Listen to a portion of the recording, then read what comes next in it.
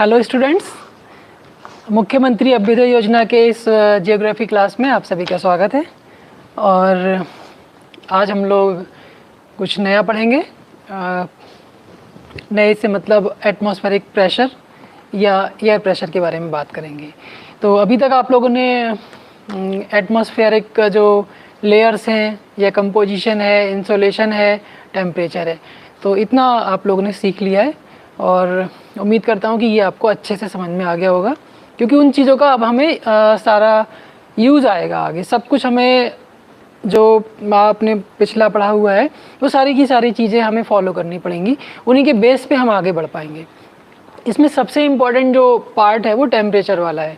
Temperature का कल आपने देखा था, टेम्परेचर की जो बेल्ट कहें या जोन कहें वो आपने सारे डिसाइड किए थे कल, जैसे कि ट्रॉपिकल जोन है, इंटर ट्रॉपिकल जोन है, या सबसे पहले हम बात करें इक्वेटोरियल रीजन की बात करें, इक्वेटोरियल रीजन हो गया, इंटर ट्रॉपिकल रीजन हुआ, उसके बाद ट्रॉपिकल हुआ, फिर सब ट्रॉपिकल हुआ, उसके बाद टेम्परेट, ठीक है, और फिर उसके बाद टुंड्रा, और ये सारे रीजन हो गए। तो ये चीज़ें हमें सारी फॉलो करनी है। इन्हीं चीज़ों को बेस मान के हमें आगे अपना टॉपिक सारा करना है। तो आज जो हम लोग करने वाले हैं वो बहुत इम्पोर्टेंट पार्ट हमारा है, जिसको हम एटमॉस्फेरिक प्रेशर या एयर प्रेशर कहेंगे। तो थोड़ा ग्लोब को एक बार रिवाइज कर लेते हैं। जैसे कल हम बात कर रहे थे, यहाँ लिख दीजिए एयर प्रेशर,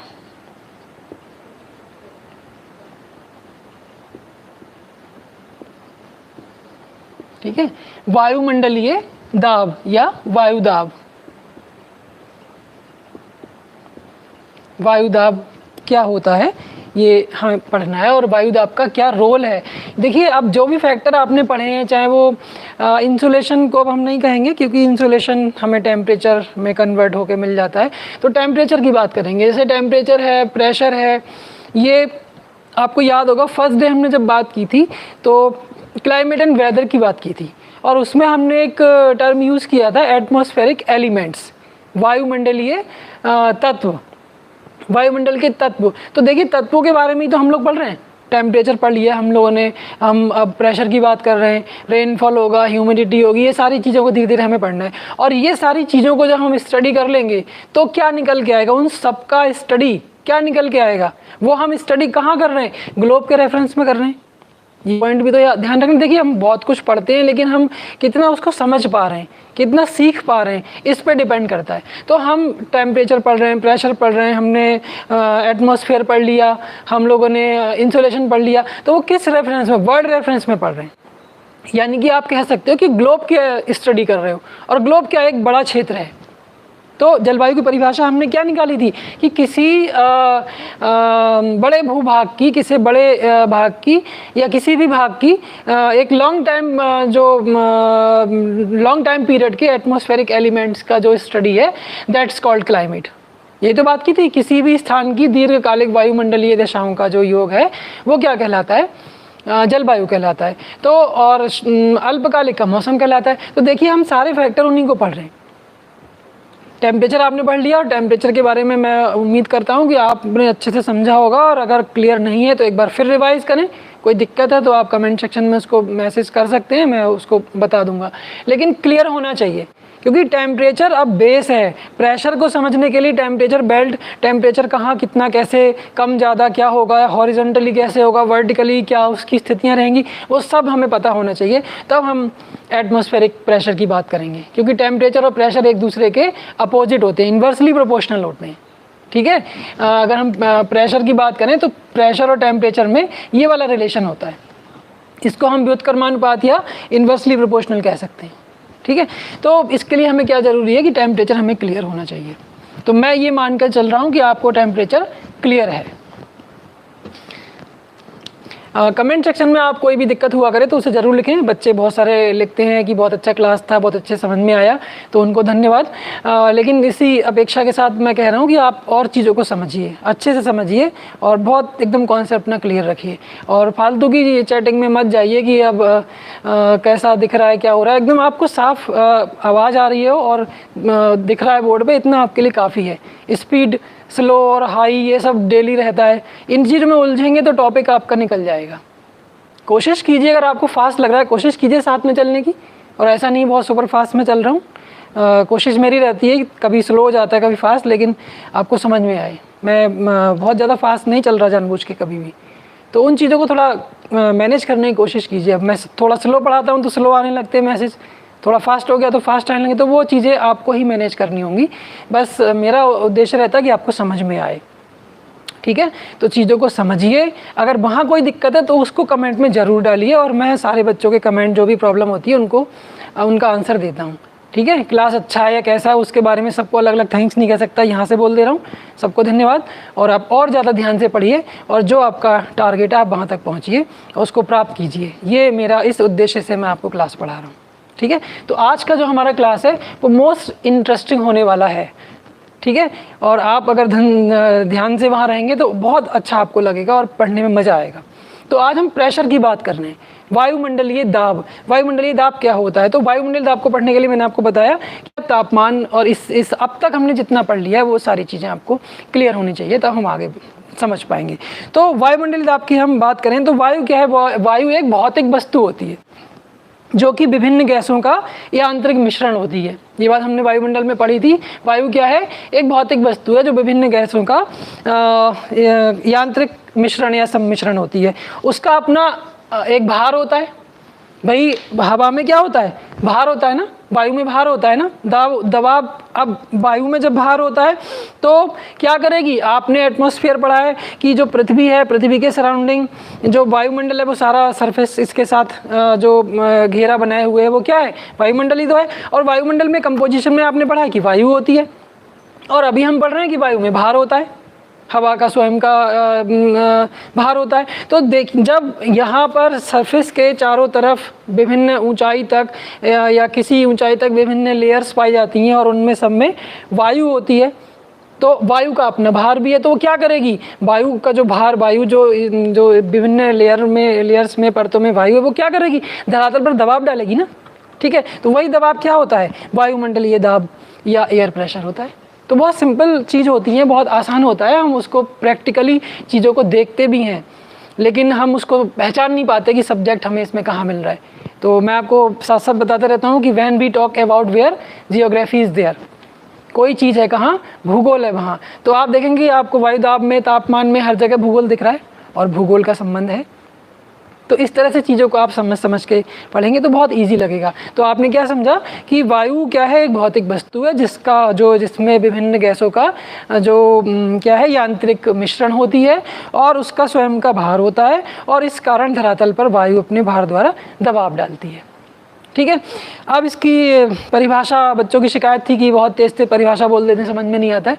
आप सुनने की कोशिश करेंगे तो आपको सब समझ में आएगा, ठीक है। आप सुनने की कोशिश कीजिए। मैं एक्सप्लेन पूरा बहुत डिटेल में एक्सप्लेन करता हूँ सारी चीज़ों को, ताकि आपका कॉन्सेप्ट अच्छे से क्लियर हो। आपको कॉन्सेप्ट क्लियर करना है, चीज़ों को रटना नहीं है, समझना है, ताकि कोई भी प्रॉब्लम आए उसको आप सॉल्व कर सकें। इस उद्देश्य के साथ पढ़िए। तो यहाँ आप कह सकते हैं धरातल या सागर तल पर, यहाँ चीज़ों को हमें मेंशन करना होगा। धरातल की बात कर रहे हैं यहाँ पे या सागर तल की। मोस्टली जब भी हम सरफेस की बात करते हैं तो हम सी लेवल को काउंट करते हैं, ठीक है। वो हमारा एक स्टैंडर्ड होता है, एक मानक होता है, वहीं से चीज़ों को हम कैलकुलेट करते हैं। तो आप कह सकते हैं धरातल या सागर तल पर प्रति इकाई क्षेत्रफल पर ऊपर स्थित वायुमंडल की समस्त परतों के पड़ने वाले भार को ही वायुदाब कहते हैं। यही बात मैंने आपको भी बताई थी कि जो सरफेस है, सरफेस के चारों तरफ वायुमंडल है, और वायुमंडल में विभिन्न संस्तरण या परतें हैं, और उन परतों में वायु है। वायु का स्वयं का अपना भार है। तो आप सोचिए, वो प्रति इकाई क्षेत्रफल की बात यहाँ पे थोड़ा टेक्निकल बनाने के लिए कह दिया कि प्रति इकाई क्षेत्रफल पर, जो भी आप इकाई में मान रहे हो, प्रति इकाई क्षेत्रफल पर वायुमंडल की समस्त परतों का जो भार लग रहा है वो क्या है? वायु भार या वायुदाब या एटमॉस्फेरिक प्रेशर, उसको हम कह देते हैं। तो आप एक बार और सुन लीजिए परिभाषा को, शब्दों में कैसे लिखते हैं, लिख लीजिए। कुछ बच्चे बोल रहे थे कि हम लिखते भी हैं, तो आप लिख लीजिए। देखिए, धरातल या सागर तल पर प्रति इकाई क्षेत्रफल पर ऊपर स्थित वायुमंडल की समस्त परतों के पड़ने वाले भार को ही वायुदाब या एयर प्रेशर कहते हैं। ठीक है, अब इसको नापने की बात है, इसका मापन कैसे करेंगे, तो इसे पास्कल में या मिलीबार में मापते हैं। ये इसकी इकाइयाँ हैं और ये कई बार सीधे सीधे क्वेश्चन में पूछी गई हैं कि वायुदाब को मापने की इकाई क्या है। तो आप पास्कल और मिलीबार, MB, मोस्टली MB आपको लिखा मिलेगा। कहीं वायुभार अगर लिखा हुआ है तो उसका जो यूनिट लिखा होता है वो MB लिखा होता है, मीन्स मिलीबार। तो इसको मोस्टली मिलीबार और पास्कल में मेज़र किया जाता है। ठीक है, तो ये कुछ चीज़ें हैं वो आपको ध्यान रखनी है। एक और इम्पॉर्टेंट बात जो आपको हमेशा याद रखनी है, सबसे ज़्यादा जो वायुदाब होता है वो सी लेवल पे होता है। ठीक है, अभी हम क्या बात कर रहे थे कि धरातल पर या सागर तल पर वायुमंडल की ऊंचाई पर विभिन्न परतों का लगने वाला भाग प्रति इकाई क्षेत्रफल पर पड़ने वाला दबाव।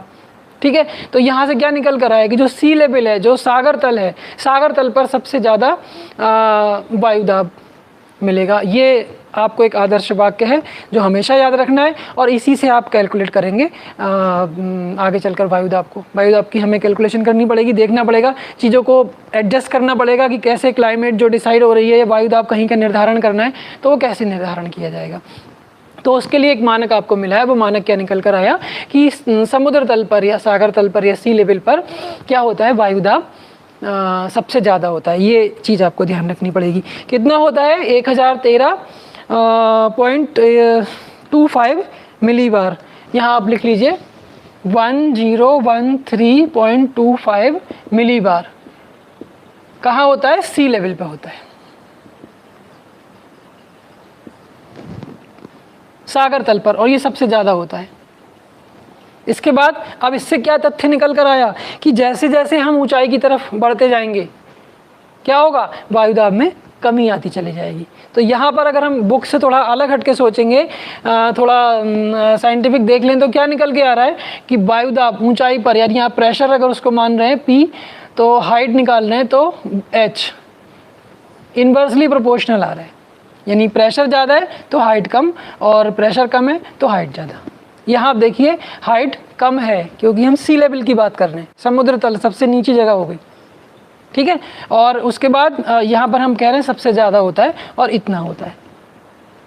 तो इन चीज़ों को आपको थोड़ा सा ध्यान रखना है। ये कुछ बेस तैयार हो रहे हैं, इनको आपको हमेशा याद रखना है कि ये क्या चीज़ें हैं, कैसे हैं।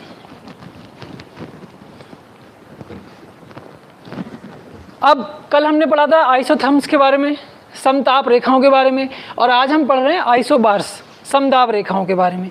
समदाब बहुत सी बातें मैं पहले भी आपको कह चुका हूँ कि शाब्दिक अर्थ ही निकलने लगता है। समदाब, समान दाब वाले स्थान। ठीक है, तो उनको अंग्रेजी में क्या बोलते हैं, आइसोबार्स। ठीक है, हिंदी में समदाब रेखा।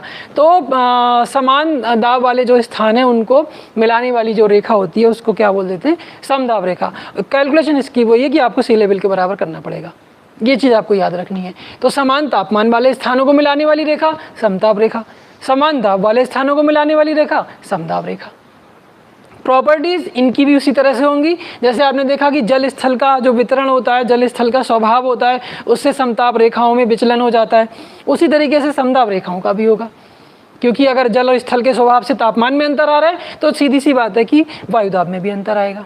तो ये इस बात का आपको और ज़्यादा ध्यान रखना है कि जो समदाब रेखाएं हैं उन पर भी जल और स्थल का प्रभाव पड़ेगा, और वो जो उनकी स्पेसिफिक कंडीशंस हैं जल और स्थल की कल जो सारी बताई थी उनके हिसाब से वो मुड़ भी जाएंगी। वैसे ज़्यादातर वो अक्षांशों के समानांतर चलती हैं, लेकिन जब कभी स्थिति यानी स्थल और जल की स्थितियों में परिवर्तन होता है, धरातल की स्थिति में परिवर्तन होता है, स्वभाव में परिवर्तन होता है, तो समदाब रेखाओं की जो दिशा है उसमें परिवर्तन आ जाता है, वो मुड़ भी जाती हैं। ठीक, ये बात आपको ध्यान रखनी है। नॉर्मली वायुदाब के बारे में मैंने आपको भी बताया कि ऊंचाई पर जाने पर कम होता है। कभी आप अधिक ऊंचे क्षेत्रों में गए हों घूमने या कोई धार्मिक यात्रा करने, तो उन चीज़ों का अनुभव आपको हो जाएगा।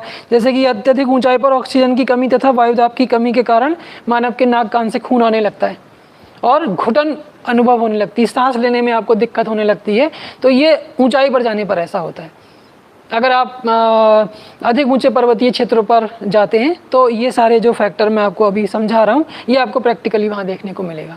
कान बंद होने लगते हैं, नाक कान से खून आने लगता है, घुटन अनुभव होने लगती है, सांस लेने में दिक्कत होने लगती है। तो ये सारी चीज़ें जो है वो ऑक्सीजन और वायुदाब की कमी के कारण ऐसा सब कुछ होता है। तो ये चीज़ मैं आपको बता चुका कि वायुदाब और तापमान और वायुदाब और ऊंचाई में क्या संबंध होता है। वायुदाब और तापमान में उल्टा अनुपात, यानी वायुदाब और तापमान में क्या होता है, विपरीत संबंध होता है। अगर तापमान ज़्यादा है तो वायुदाब कम होगा। ये बातों को अपने साथ रखिए, और जब हम अभी प्रेशर बेल्ट डिसाइड करेंगे तब वो आपको अप्लाई करना पड़ेगा। ये जो भूमिका मैं बना रहा हूँ, ये सारा बेस तैयार कर रहा हूँ, ये इसलिए कर रहा हूँ कि आपको नेक्स्ट आप जब अभी जो प्रेशर बेल्ट्स वगैरह बनाएंगे तो उनमें आपको ये सब चीज़ें अप्लाई करनी पड़ेंगी।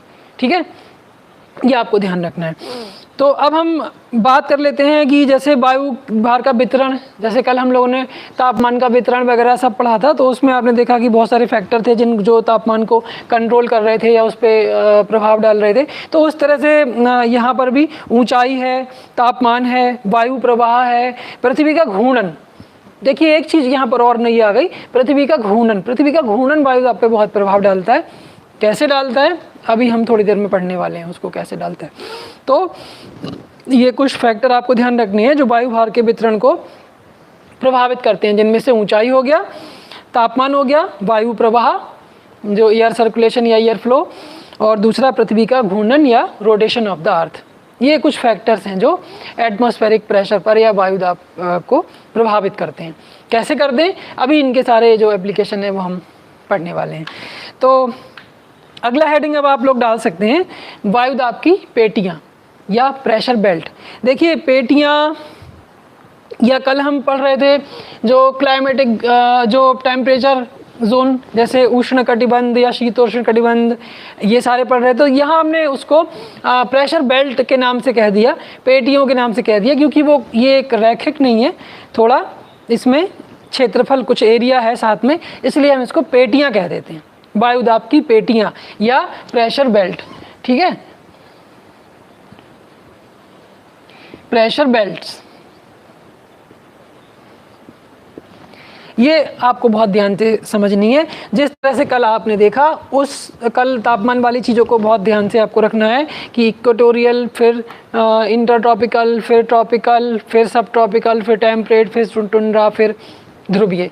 इसी तरह से हमें यहाँ चीज़ों को देखना है। वहाँ हमने तापमान को आधार बनाया था, और यहाँ आज हम वायुदाब की पेटियाँ पढ़ रहे हैं। तो हमें वायुदाब के बारे में बात करनी है कि किस स्थान पर, पृथ्वी के किस स्थान पर वायुदाब किस प्रकार का होगा। तो उसके लिए हम जो प्रेशर बेल्ट हैं उनका निर्धारण करते हैं। तो वो भूमध्य रेखा से, सारी चीज़ों के बारे में मैंने आपसे कहा है कि भूमध्य रेखा से ध्रुवों की तरफ ही हम चलते हैं और उसके वितरण को देखते हैं। तो आज देखिए हम वायुदाब के वितरण को पढ़ रहे हैं। तो आज फिर से हम भूगोल की परिभाषा को सार्थक कर रहे हैं। भूगोल क्या है, वितरण का विज्ञान है। तो आज किसका वितरण हम पढ़ रहे हैं, वायुदाब का वितरण हम पढ़ रहे हैं। यहाँ थोड़ा ध्यान से आप चीज़ों को आप समझिए। वायुदाब की जो पेटियाँ हैं उनकी बात कर रहे हैं। तो ग्लोब के अध्ययन से ये स्पष्ट होता है कि उच्च तथा निम्न दाब का कुछ निश्चित प्रणाली के अंतर्गत सुस्पष्ट विवरण होता है। मतलब क्या है कि ग्लोब को स्टडी करने से हमें क्या मिल रहा है। अभी तक हमने ग्लोब को क्या स्टडी किया है कि हमने इसके टेम्परेचर वाले फैक्टर्स को समझा है, इंसुलेशन वाले फैक्टर्स को समझा। हम ग्लोब की बात कर रहे हैं, अब एटमॉस्फेयर से थोड़ा आप छोड़ दीजिए, यहाँ चीज़ों को देख सकते हैं। तो हम देखेंगे कि हम तापमान का क्षैतिज वितरण है, ऊर्ध्वाधर वितरण अभी यहाँ नहीं देख रहे हैं, हम क्षैतिज वितरण की बात कर ले रहे हैं। तो तापमान से संबंधित चीज़ें हमें पता है कि यहाँ पर तापमान किस प्रकार से, तापमान का क्या वितरण है। क्योंकि अभी हमने पढ़ा था, अभी एक लाइन पहले क्या पढ़ा था कि वायुदाब को प्रभावित करने वाले कारकों में तापमान भी होता है। ठीक है, दूसरा, वायुदाब को प्रभावित करने वाले कारकों में ऊंचाई भी होती है। तीसरा, वायुदाब को प्रभावित करने वाले कारकों में रोटेशन ऑफ द अर्थ भी होता है। तो आपको ये चीज़ भी ध्यान देनी है कि पृथ्वी किस तरह झुकी हुई है और ये वेस्ट टू ईस्ट घूम रही है। और घूमने में आपने देखा कि इसका जो इक्वेटोरियल पार्ट है, भूमध्य रेखीय भाग है, वो ज़्यादा तेज घूमता है comparison to the polar region या हाई लैटिट्यूड्स। ठीक है, निम्न अक्षांशीय मंडल जो है वो इसका तीव्रता से घूमता है, और उच्च अक्षांशीय मंडल जो है वो इसके कंपैरिजन थोड़ा स्लो घूमता है। तो ये सारे फैक्टर आपको अपने दिमाग में रख के तब हम जो प्रेशर बेल्ट है उनको कैलकुलेट करेंगे, उनको काउंट करेंगे। सारा बिल्कुल मैथमेटिकल है, आप बहुत स्टेप बाय स्टेप चीज़ों को चलते जाइए और समझते जाइए, सब आपको समझ में आएगा, बिल्कुल भी कोई कन्फ्यूजन की गुंजाइश नहीं होगी अगर आपका ध्यान यहाँ है। फालतू कमेंट्स में है तो मैं इसके लिए जिम्मेदार नहीं हूँ।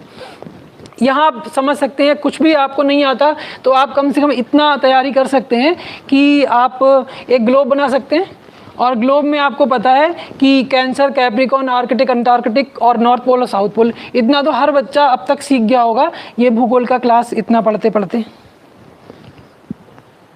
ठीक है, लगभग गोल बन गया।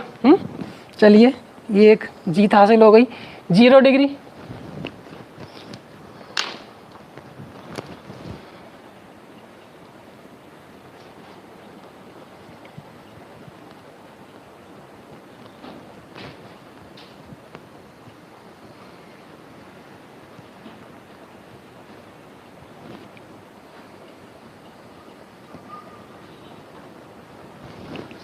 ठीक है। ये एक ग्लोब का हिस्सा, कुछ पार्ट आपको दिख रहा है जिसमें अभी मैंने सिर्फ क्या बनाया है, 0 डिग्री यानी भूमध्य रेखा बनाई है, और नॉर्थ पोल 90 डिग्री आप यहाँ कर सकते हैं। 90 डिग्री नॉर्थ पोल हो गया, 90 डिग्री मत लिखिए, नॉर्थ पोल लिख दीजिए, और ये वाला साउथ पोल। बस अभी इतना बनाया है। कर्क रेखा मकर रेखा नहीं बनाई क्योंकि उनकी हमें ज़रूरत इसमें नहीं पड़ेगी। हमें बस वो पार्ट याद रखना है, ध्यान रखना है कि कर्क रेखा वाला क्षेत्र कौन सा होता है, और टेम्परेचर वाली बात याद रखनी है कि कर्क रेखा वाले क्षेत्र में तापमान से संबंधित क्या स्थिति होती है, मकर रेखा वाले क्षेत्र में तापमान से संबंधित, यानी कैंसर और कैप्रिकॉर्न में जो टेम्परेचर वाली विशेषताएँ हैं वो क्या क्या होती हैं, दिमाग में रखना है, और करना हमें प्रेशर बेल्ट को है। तो यदि पृथ्वी को एक समरूप मान लिया जाए, यानी ऐसा मान लिया जाए कि स्थल, देखिए पृथ्वी का जो कोई भी चीज़ का निर्धारण करने के लिए हमें समरूपता तो होगी ना। आपसे कहा जाए कि कोई चीज़ डिस्ट्रीब्यूट कर दीजिए तो क्या करेंगे, समान रूप से डिस्ट्रीब्यूट कर दीजिए, तो आपको कुछ ना कुछ तो पैरामीटर मानना पड़ेगा। तो इस तरीके से हम पृथ्वी पर अगर एटमॉस्फेरिक प्रेशर की बात करेंगे तो आप देखिए, अभी मैंने कहा कि जल का और स्थल का प्रभाव इस पर भी पड़ता है, तो आप देखिए इस पर कहीं स्थल है और कहीं जल है, तो कैसे चीज़ें डिसाइड होंगी। हमें तो बेल्ट बनानी है, यहाँ से इक्वेटर टू पोल जाना है, तो हम कैसे चीज़ों को कर पाएंगे। तो क्या उसके लिए बहुत सारी तरीके होते हैं कि हम उसमें एक समरूपता मान लें। क्या समरूपता मान लें, देखिए सुन लीजिए। यदि पृथ्वी को साधारणीकरण के लिए समरूप या तो केवल स्थल या केवल जल, ऐसा इमेजिन कर ले हम कि पृथ्वी पर स्थलीय भाग है या केवल जल भाग है। देखिए स्थल भाग है तो सारी प्रॉपर्टीज स्थल वाली आ जाएंगी, और जल भाग है तो सारी प्रॉपर्टीज जल वाली आ जाएंगी। स्थल जल दोनों है तो फिर दिक्कत होगी, जल में जाएंगे तो जल के पास जाएंगे तो जलीय स्थिति बनेगी, और स्थल पे जाएंगे तो स्थलीय, तो वहाँ तापमान, वायुदाब, सारी चीज़ें प्रभावित होने लगेंगी। ठीक है, तो इसलिए क्या कहा गया है, यदि पृथ्वी को साधारणीकरण के लिए समरूप या तो केवल सभी स्थल या सभी जल मान लिया जाए तो निश्चित रूप से वायुदाब का वितरण क्रमबद्ध मेखलाओं के रूप में पाया जाता। अगर हम ऐसा मान लेते कि पृथ्वी पर खाली स्थल है या सिर्फ जल है तो क्या होता है, निश्चित जो मेखलाएं या बेल्ट उसकी बन जाती और परेशानी, कोई दिक्कत नहीं पड़ती। लेकिन क्या है, परंतु स्थल या जल के असमान वितरण के कारण मेखलाओं की क्रमबद्धता में व्यवधान पड़ जाता है। ये बात अभी मैंने आपको समझा दी थी कि अगर हम जल और स्थल दोनों को साथ साथ ले रहे हैं तो क्या होगा, जल की विशेषता कुछ और है, स्वभाव कुछ और है, और स्थल का कुछ और है। क्या है, कल हमने डिस्कशन इसके बारे में किया था, तो वो प्रॉपर्टीज़ आपको हमेशा रखनी है। क्लाइमेट को पढ़ने के लिए ये सारी चीज़ें हमेशा आपको अपने साथ रखनी है कि कहाँ पर क्या कंडीशन, कौन सी शर्त लागू होगी। तो अब हम क्या कर सकते हैं कि इसमें अगर इनका असमान वितरण के कारण मेखलाओं की क्रमबद्धता में व्यवधान पड़ जाता है। उत्तरी गोलार्ध में इन मेखलाओं में क्या होगा, स्थलीय भाग ज़्यादा है तो कई केंद्र बनेंगे, परंतु दक्षिणी गोलार्ध में मेखला अविच्छिन्न रूप से पाई जाएगी। क्यों? क्योंकि आप देखिए स्थल भाग पर जब तापमान पड़ता है, सूर्य की किरणें पड़ती हैं, तो स्थल में आप देखेंगे क्या होता है, कहीं पर्वत है, कहीं पठार है, कहीं मैदान है, कहीं मरुस्थल है, तो हर जगह अलग अलग तापमान और इंसुलेशन प्राप्त होगा। लेकिन जल में आपने देखा कि जल की स्थिति क्या है, जल में परिवर्तन जल्दी नहीं होता है क्योंकि देर में गर्म और देर में ठंडा होता है, ये उसका स्वभाव में है। तो जो जलीय भाग है वहाँ पर क्या होगा, परिवर्तन कम दिखाई देगा, और स्थलीय भाग है वहाँ पे आपको परिवर्तन ज़्यादा दिखाई देगा। तो भूमध्य रेखा से ध्रुवों की ओर इस तरह से अगर इस चीज़ को देखेंगे तो क्या होगा, कोई नियमित वितरण जो वायु दाब है उसका नहीं हो पाएगा। क्यों नहीं हो पाएगा, कारण मैंने आपको स्पष्ट किया अभी। अब हम ग्लोब पर कुछ पेटियों का निर्धारण तो हमें करना है, क्योंकि हमें वायुदाब पढ़ना है। तो उसके लिए क्या करेंगे, वायुदाब की पेटियों की उत्पत्ति में केवल तापमान का ही फैक्टर नहीं काम करता है, एक रोटेशन ऑफ द अर्थ। अभी आपको मैंने कहा था कि पृथ्वी का जो वायुदाब की जो पेटियां हम बना रहे हैं उसमें टेम्परेचर के साथ साथ रोटेशन ऑफ द अर्थ, तो पृथ्वी की गति, जो गतिक स्थिति है, अपने एक्सिस पर घूमना, वो वाला फैक्टर भी यहाँ पर काम करता है।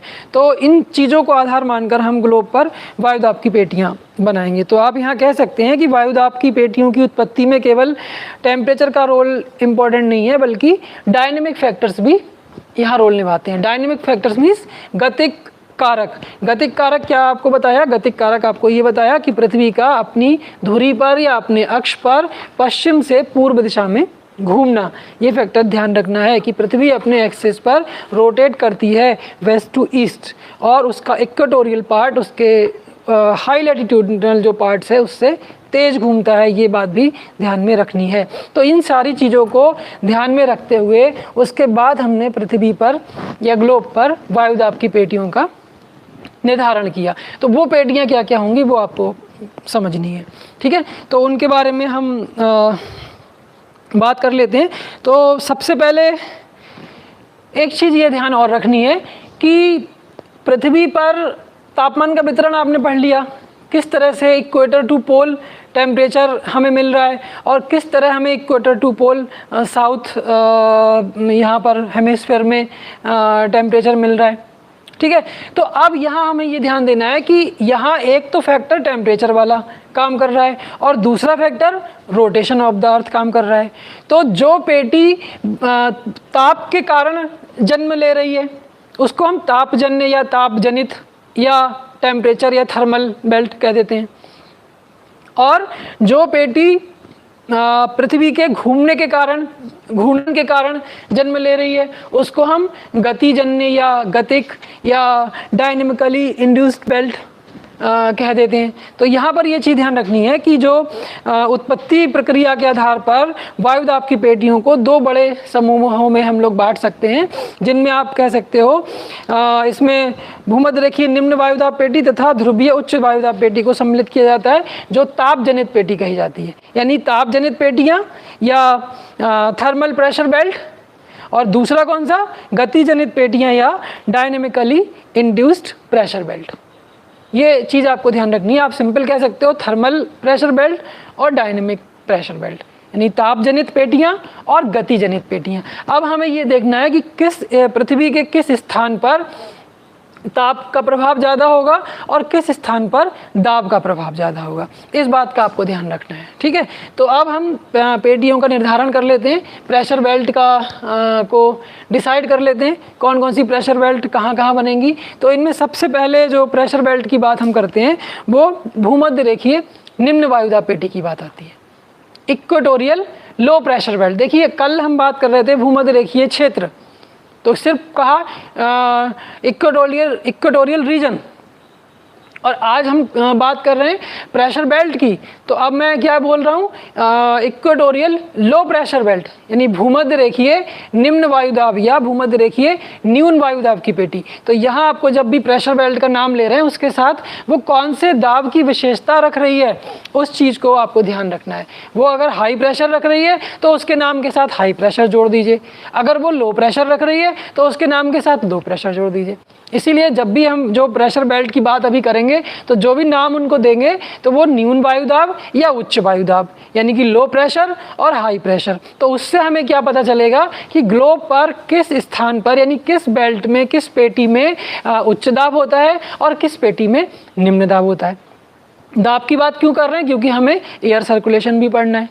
पूरा जो टॉपिक हमारा आज का है वो हमारा air pressure and air circulation है, वायुदाब और पवन संचार, ये हमारे टॉपिक का नाम है। तो दाब का क्या रोल होता है एयर में अभी आगे पढ़ेंगे, पहले हम प्रेशर बेल्ट डिसाइड कर लेते हैं। तो सबसे पहली जो हमारी प्रेशर बेल्ट होगी उसका नाम क्या है, भूमध्य रेखीय निम्न वायुदाब पेटी।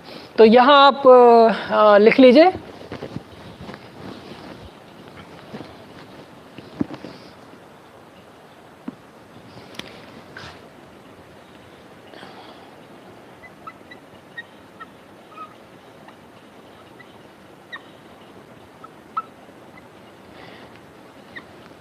इक्वेटोरियल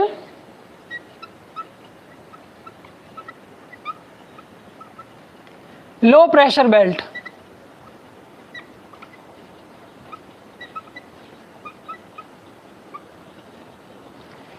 भूमध्य रेखीय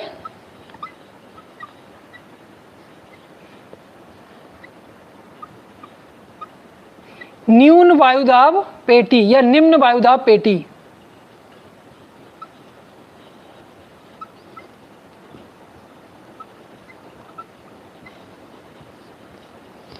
ठीक है, अब इसका हम ग्लोब आपके सामने तैयार है और तैयार आपको करना है। ये तो खाली एक आउटलाइन बनी है, तैयार आपको करना है। कैसे तैयार करना है, हमने नाम क्या दिया है इसका, भूमध्य रेखीय न्यून वायुदाब पेटी। देखिए यहाँ सारी चीज़ें इंपॉर्टेंट, सारे फैक्टर अब रिवाइज हो जाएंगे फर्स्ट डे क्लास 21 मार्च, 23 सितंबर, 21 जून, 22 दिसंबर। ये 4 जो डेट हैं ये मोस्ट इम्पॉर्टेंट डेट हैं भूगोल में, और ये आपको हमेशा याद रखनी चाहिए अपने साथ। 21 मार्च और 23 सितंबर को क्या होता है, इक्विनॉक्स होता है, विषुव होता है। विषुव मीन्स क्या होता है कि यहाँ जो दिन रात हैं वो पूरे ग्लोब पर बराबर होंगे। 21 मार्च को 12 घंटे का दिन, 12 घंटे की रात, पूरे ग्लोब में कहीं भी जाइए। इसी तरह से 23 सितंबर को पूरे ग्लोब पर 12 घंटे का दिन, 12 घंटे की रात। लेकिन 21 जून की बात अगर करें तो क्या होता है, दिन बड़ा और रात छोटी। और अगर 22 दिसंबर की बात करें, ये हम उत्तरी गोलार्ध की बात कर रहे हैं, उत्तरी गोलार्ध में अगर 21 जून की बात करें तो क्या होगा, दिन बड़ा और रात छोटी। और अगर 22 दिसंबर की बात करें कर्क रेखा पर तो क्या होगा, दिन छोटा और रात बड़ी। लेकिन 21 मार्च और 23 सितंबर की बात करें तो बराबर। तो यहाँ से शुरुआत इसकी होती है। कैसे, इक्वेटोरियल लो प्रेशर बेल्ट, भूमध्य रेखीय निम्न वायुदाब पेटी। तो भूमध्य रेखा पर क्या स्थितियां पाई जाती हैं ये आपको देखना है। और स्थितियां होने के लिए तापमान का या सूर्य ताप की क्या बात आपको बताई थी कि पूरी सृष्टि में ऊर्जा का एकमात्र स्रोत सूर्य है, सृष्टि का निर्माण कर रहा है, उससे रेज आ रही हैं, इंसोलेशन आ रहा है, वहाँ पर कितना तापमान हो रहा है, उसके बाद परिस्थितियाँ क्या बन रही हैं। ठीक है, यहाँ हम क्या कैलकुलेट कर रहे हैं, टेम्परेचर एंड डायनेमिक कंडीशन या गतियाँ, रोटेशन ऑफ द अर्थ। तो हमें 2 फैक्टर यहाँ पर देखने हैं, एक टेम्परेचर देखना है और दूसरा रोटेशन ऑफ द अर्थ देखना है। तो टेम्परेचर की बात अगर करें तो भूमध्य रेखा पर टेम्परेचर बहुत ज़्यादा रहता है, तापमान अधिक रहता है। सबसे ज़्यादा रहता है ऐसा नहीं कहा मैंने, अधिक रहता है, बहुत ज़्यादा रहता है, ऐसे शब्दों का प्रयोग किया है। सर्वाधिक रहता है ग्लोब पर ऐसा नहीं कहा है। तो यहाँ कन्फ्यूजन आपको नहीं होना चाहिए।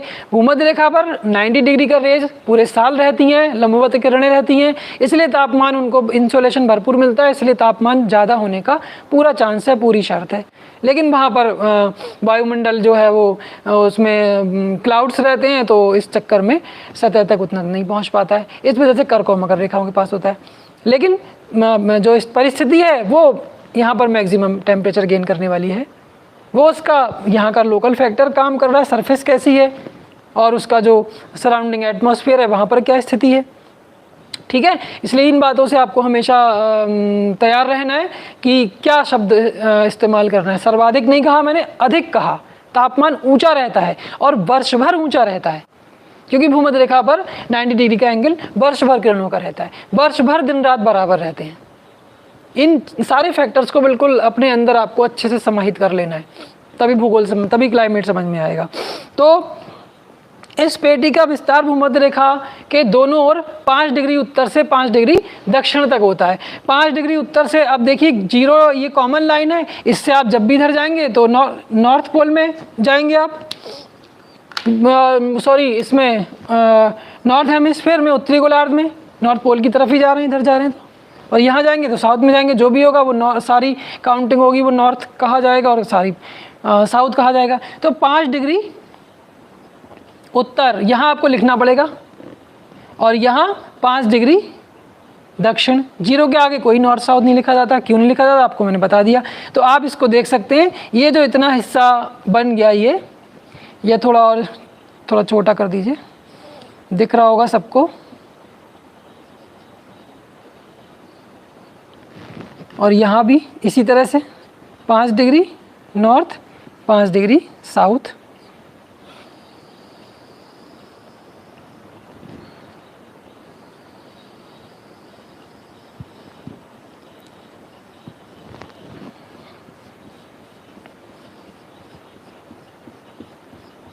ये क्या है? भूमध्य रेखीय निम्न वायुदाब पेटी, इक्वेटोरियल लो प्रेशर बेल्ट। इसका जो विस्तार है, इसकी रेंज कहाँ से कहाँ तक है, ये अभी मैंने आपको लिख दिया, यहाँ बता दिया। 5 डिग्री क्या 5 डिग्री उत्तर से 5 डिग्री दक्षिण तक भूमध्य रेखा के दोनों तरफ, दोनों गोलार्धों में।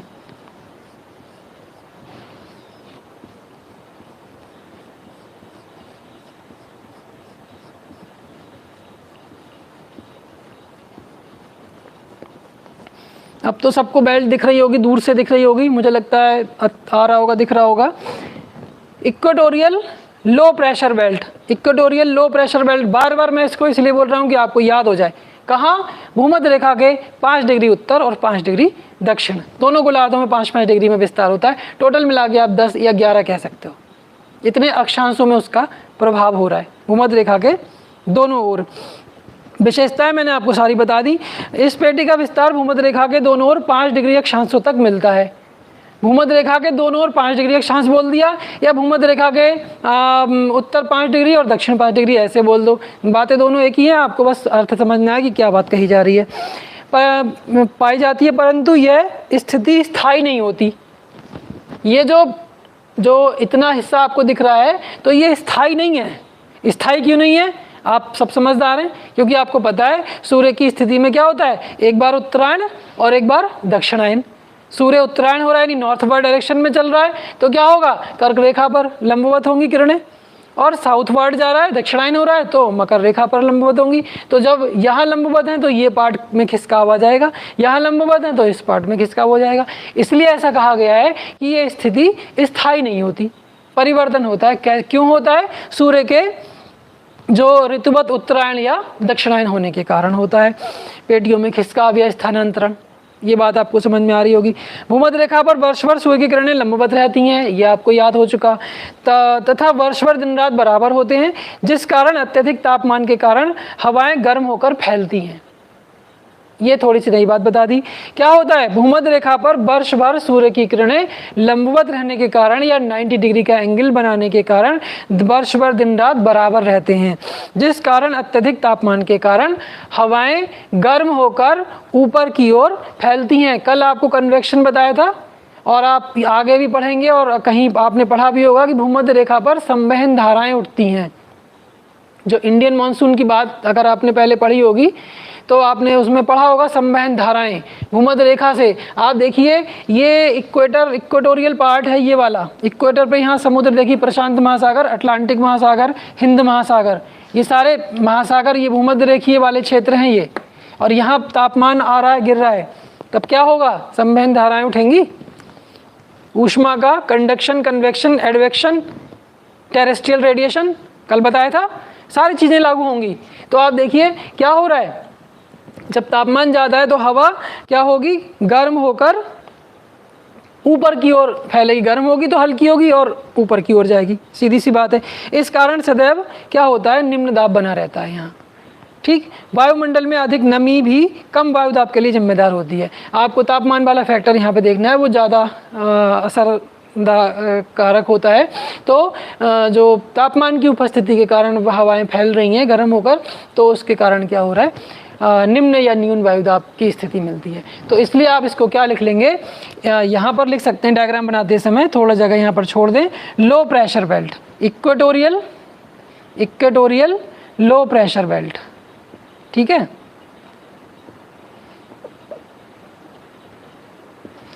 आप जो भी लिखना चाहें, इक्वेटोरियल लो प्रेशर बेल्ट पूरा नाम भी लिख सकते हैं, और आप बस ये ध्यान रहे कि यहाँ पर जो वायु दाब है वो कैसा होगा, वो लो होगा, ठीक है। ये सारी बात मैं आपको बता चुका हूँ। अब जो मैं बताने जा रहा हूँ, इस कम दाब की पेटी का तापमान से प्रत्यक्ष संबंध है, इसी कारण इसे तापजन्य या थर्मली इंड्यूस्ड बेल्ट कहा जाता है। अभी सारी बात मैंने आपको समझाई कि यहाँ पर न्यून वायुदाब क्यों पाया जा रहा है, तो उसका कारण आपको समझ में आया कि यहाँ पर जो न्यून वायुदाब है वो तापमान के कारण पाया जा रहा है, इसलिए इस बेल्ट को क्या नाम दिया जाएगा, ये थर्मल इंड्यूस्ड या तापजनित या तापजन्य पेटी है।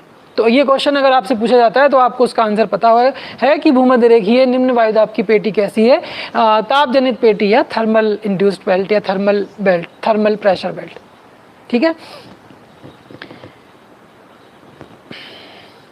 इस क्षेत्र में धरातल पर हवाओं में गति कम होने के कारण शांत वातावरण रहता है। एक ये कंडीशन भी है, ये इक्वेटोरियल क्लाइमेट में भी कंडीशन पढ़ी जाती है, आप इसको ध्यान से थोड़ा सा सुन लीजिए। और क्या कहा अभी, इस क्षेत्र में धरातल पर हवाएं, मैंने हवाएं ऊपर उठने की बात कही थी, अब मैं धरातल की बात कर रहा हूँ, सरफेस की बात कर रहा हूँ।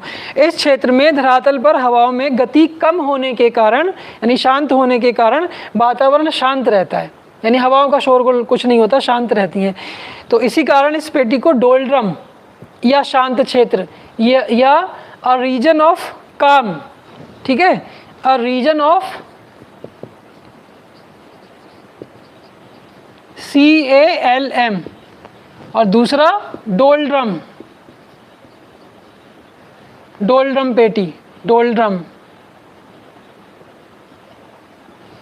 ये नाम आपको याद रखने हैं। शांत खंड, ठीक है, शांत वातावरण का क्षेत्र या रीजन ऑफ कार्म, या दूसरा डोल्ड्रम, डोल्ड्रम, डोल्ड्रम। ये बहुत बार पूछा जाता है, बहुत बार पूछा गया है, तो इसलिए ये चीज़ें आपको याद होनी चाहिए कि ये कहाँ है, क्यों है। धरातल से कुछ ऊंचाई के बाद इस अवस्था के विपरीत पवन प्रवाह सक्रिय होता है तथा शांत वातावरण भंग हो जाता है, यानी धरातल से कुछ ऊंचाई तक ही ये स्थिति रहती है, उसके बाद क्या होता है, शांत वातावरण जो है वो भंग हो जाता है। किसके कारण, पवन प्रवाह के कारण। आपको अभी बताया गया था हवाएं हल्की होकर ऊपर फैलने लगती हैं, ये बात बताई गई थी। तो ये ध्यान रखना है आपको इस चीज़ के बारे में कि डोल्ड्रम क्या है, शांत खंड क्या है, रीजन ऑफ काम क्या है, ये ध्यान रखना है आपको, ठीक है। ये बेल्ट आपकी समझ में आ गई होगी। 0 से 5 डिग्री दोनों गोलार्धों में भूमध्य रेखीय न्यून वायुदाब पेटी, इक्वेटोरियल लो प्रेशर बेल्ट। अगली प्रेशर बेल्ट जो उसका नाम है वो है उपोष्ण उच्च वायुदाब पेटी। कल हम लोग पढ़ रहे थे उष्ण कटिबंध, उपोष्ण कटिबंध, याद आ रहा है। तो आज दूसरा नाम क्या बताया मैंने आपको, उपोष्ण कटिबंधीय उच्च वायुदाब पेटी, सब ट्रॉपिकल हाई प्रेशर बेल्ट। देखिए रीजन तो हमने टेम्परेचर वाला उठाया नाम, इक्वेटोरियल या सब ट्रॉपिकल, और उसके आगे हम क्या लिख रहे हैं, प्रेशर की विशेषता, वायुदाब की विशेषता, कि वहाँ पर किस प्रकार का वायुदाब पाया जा रहा है। तो आपने देखा भूमध्य रेखा पर निम्न वायुदाब पाया जा रहा है, और इसकी जो हम बात कर रहे हैं वहाँ कौन सा पाया जा रहा है, उपोष्ण कटिबंध में कैसा दाब पाया जा रहा है, उच्च दाब पाया जा रहा है। क्यों पाया जाता है अभी उसकी व्याख्या करते हैं। नाम आपको समझ में आया, तो क्या नाम लिखेंगे आप, उपोष्ण उच्च वायुदाब पेटी, पहली ये थी, दूसरी सब ट्रॉपिकल हाई प्रेशर बेल्ट,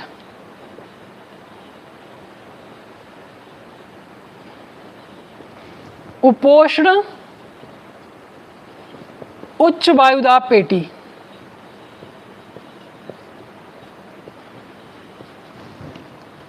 ठीक है, उपोष्ण उच्च वायुदाब पेटी। अब इसके बारे में देखिए, इसका विस्तार कहाँ, दोनों गोलार्धों में 30 से 35 डिग्री के बीच पाई जाती है। मैंने कर्क रेखा आपसे कहा था, इसलिए नहीं लिख रहा हूँ क्योंकि वो इसको डिस्टर्ब करती, इसलिए आपको यहाँ अक्षांशों का नंबर याद रखना है कि किस अक्षांश से कितने डिग्री के बीच कौन सी बेल्ट पाई जा रही है। तो आप देखिए 30 से 35 की बात करें तो आप यहाँ मान सकते हैं, इसको थोड़ा पतला दिखा दूँ, ये है 30 से 35 नॉर्थ, यहाँ भी नॉर्थ 30 से 35।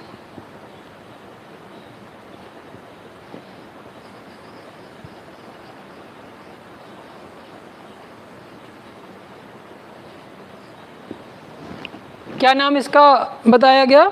उपोष्ण उच्च वायुदाब पेटी, सब ट्रॉपिकल हाई प्रेशर बेल्ट। देखिए आप क्रम देख लीजिए, पहले निम्न लो प्रेशर, फिर हाई प्रेशर मिल रहा है, तो आप ऐसे भी याद कर सकते हैं।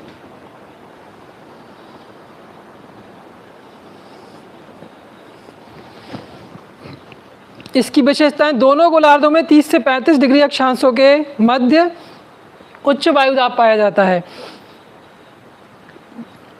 ध्यान देने योग्य है कि इस भाग में शीतकाल के 2 महीने छोड़कर वर्ष भर ऊंचा तापमान रहता है। 30 से 35 डिग्री की बात अगर हम करें तो शीतकाल के कुछ महीने छोड़ दो, 2-3 महीने, तो पूरे साल यहाँ भी टेम्परेचर आपको हाई, क्योंकि ये हाई टेम्परेचर वाला रीजन है। सबसे ज़्यादा तापमान अगर कहीं मिलता है तो इस क्षेत्र में मिलता है, दोनों गोलार्धों में। यहाँ भी बनाना पड़ेगा इसको, ये बात आपको ध्यान रखनी है। भूमध्य रेखीय बेल्ट आप एक जगह बना के काम चल जाएगा, लेकिन बाकी की जो बेल्ट है वो आपको दोनों गोलार्धों में बनानी पड़ेंगी। 30 से 35 डिग्री साउथ, ठीक है, और यहाँ 30 से 35 डिग्री साउथ, दोनों गोलार्धों में बनानी पड़ेगी, क्योंकि उत्तरी गोलार्ध और दक्षिण गोलार्ध की स्थितियाँ हो रही हैं। भूमध्य रेखा कॉमन है, इसलिए यहाँ पे ये काम चल गया। तो ये कहाँ है? 30 से 35 डिग्री अक्षांशों के बीच दोनों गोलार्धों में। और इसके बारे में क्या बताया अभी कि शीतकाल के कुछ महीने छोड़कर यहाँ क्या होता है, इसका शीतकाल और इसका शीतकाल अलग अलग समय में होगा, लेकिन पूरे साल की स्थिति देखें तो यहाँ एक बार शीतकाल आएगा, एक बार ग्रीष्मकाल, एक बार शीतकाल, एक बार ग्रीष्मकाल। तो शीतकाल के जब यहाँ शीतकाल आ रहा है उसके 2-3 महीने की बात छोड़ दें तो सारे के सारे महीने जो होते हैं वो कैसे होते हैं? मोस्टली वहाँ पर टेम्परेचर हाई ही रहता है। तो अब आप देखिए हाई टेम्परेचर होने के कारण टेम्परेचर और प्रेशर में तो उल्टा संबंध होता है, तो यहाँ तो लो होना चाहिए प्रेशर, लेकिन हाई लिखा है, हाई प्रेशर, यहाँ आप लिख सकते हैं high pressure, high pressure belt. कौन सी? सब ट्रॉपिकल हाई प्रेशर बेल्ट। लेकिन नियमानुसार क्या होना चाहिए? तापमान के अनुसार क्या होना चाहिए? लो होना चाहिए। तो क्यों नहीं होता? गर्मियों में तो ग्लोब का उच्च तापमान अंकित किया जाता है, मतलब शीतकाल के कुछ महीने छोड़ दें तो यहाँ पर तापमान अधिक रहता ही है। और ग्रीष्मकाल की अगर बात करें तो जो ग्लोब पे हाईएस्ट मैक्सिमम टेम्परेचर होता है वो भी इसी बेल्ट में मिलता है। तो उस हिसाब से तो प्रेशर यहाँ पर न्यून होना चाहिए। तो यहाँ इसका मतलब क्या है कि जो टेम्परेचर वाली शर्त है वो यहाँ फॉलो नहीं हो रही है। यहाँ पे कौन सी शर्त फॉलो हो रही है? Rotation of the earth follow हो रहा है। पृथ्वी के घूर्णन का प्रभाव यहाँ पर ज़्यादा होगा। तापमान वाली स्थिति और घूर्णन वाली स्थिति में जो फैक्टर ज़्यादा प्रभावशाली होता है वो उसके असर से वायुदाब का जन्म हो रहा है। तो यहाँ पर कौन सा प्रभावशाली हो रहा है? जो गतिक फैक्टर है वो प्रभावशाली हो रहा है।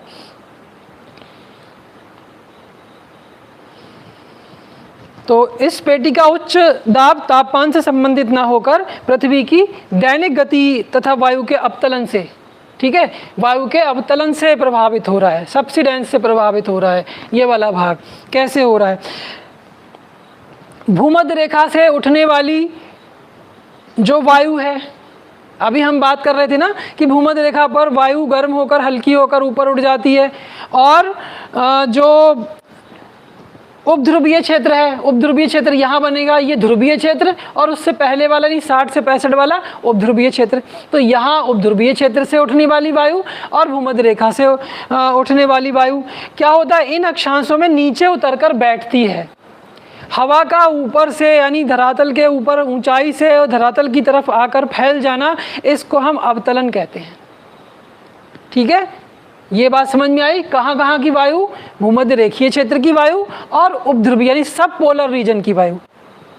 जो बेल्ट अभी हम बनाएंगे तो एक सब पोलर बनाएंगे, एक पोलर बनाएंगे, इधर भी इस गोलार्ध में और इस गोलार्ध में भी। तो यहाँ भूमध्य रेखा से उठने वाली वायु और सब पोलर यानी उपध्रुवीय क्षेत्र से उठने वाली वायु क्या होता है? इस हिस्से में ऊपर से नीचे की ओर आकर फैल जाती है। जो वायु ऊपर से नीचे है, यानी वो ऊपर जो वायु गई थी वो कैसी हुई होगी, गर्म होकर हल्की हुई तभी तो गई, तो उसका कैसा होगा, तापमान उसका ज़्यादा रहा होगा। ठीक है, ये चीज़ें आपको थोड़ा रखनी है दिमाग में। फिर वो नीचे उतर रही है तब क्या स्थिति बनेगी। ठीक है, तो कल आपको कन्वेक्शन में ये सब कुछ समझाया था कि कोई कण अगर ऊपर जा रहा है तो उसकी क्या स्थिति है, और ऊपर का कण नीचे आ रहा है तो उसकी क्या स्थिति है।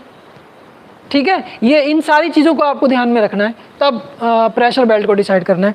तो हम यहाँ बात कर रहे थे, तो नीचे उतरकर बैठ, जिस कारण इनका आयतन कम होने के कारण वायुदाब अधिक हो जाता है, यानी कि वॉल्यूम इनका घटता है तो प्रेशर कैसा होता है, बढ़ जाता है। इसीलिए इस भाग में क्या होता है, उच्च वायुदाब मिलता है, हाई प्रेशर मिलता है।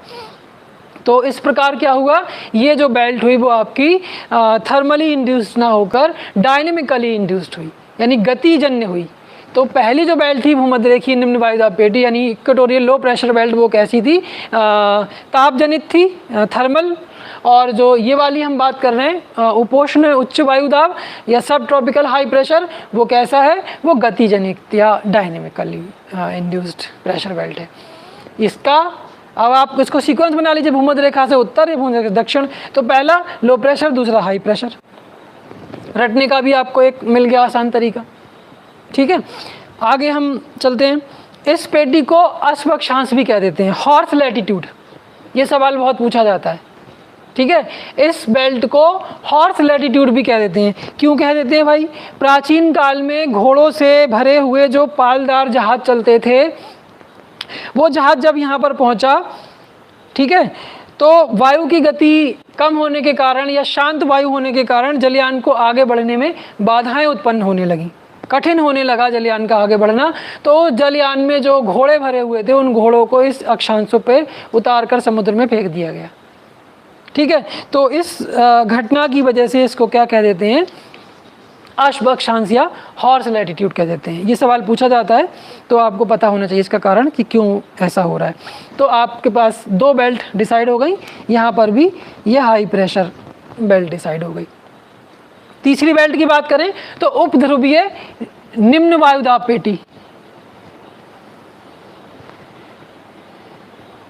उपध्रुवीय निम्न वायुदाब पेटी।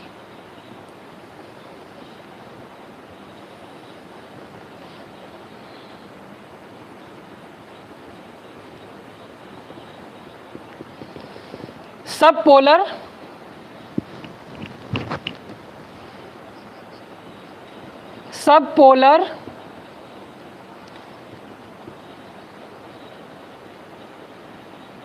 लो प्रेशर बेल्ट, लो आएगा हाई आएगा,